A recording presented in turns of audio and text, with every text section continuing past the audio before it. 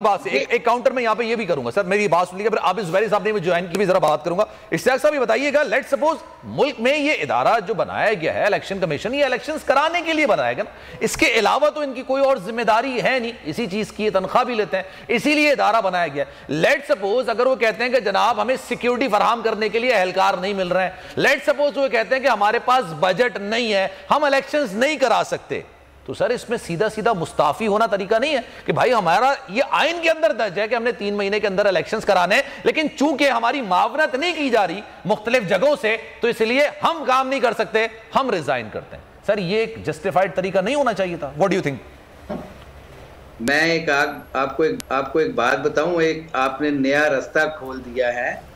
ये तो इनसे रिजाइन भी ले लेंगे, ये जो लोग इलेक्शन को, सुप्रीम कोर्ट के ऑर्डर को फ्रस्ट्रेट करके इलेक्शन को प्रोलॉन्ग करना चाहते हैं, इनका अगला रास्ता ही ये होगा कि जी 4 मेंबरान ने फैसला किया है कि हम रिजाइन करते हैं।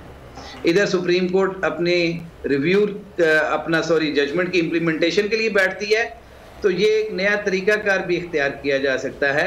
और आपने एक नई बात कर दी कि वो रिजाइन करते कहें जी अब इलेक्शन कौन करवाए। ये एक वो बात है जो कि प्रेडिक्ट की जा सकती है।